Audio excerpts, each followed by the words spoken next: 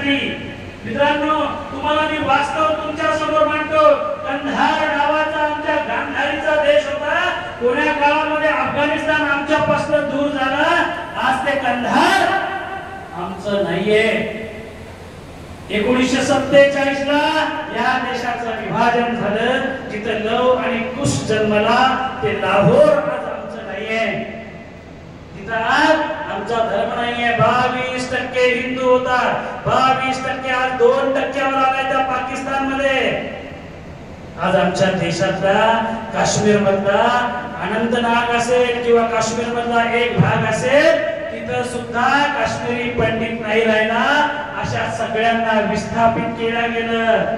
बंगालमधली अनेक जिल्हे 40%च्या पुढे गेली. अनेक जिल्हे. केरळमध्ये तुमचं अस्तित्व राहिलं नाही. मुंबईचा 10-20% भाग तुमचा राहिला नाही.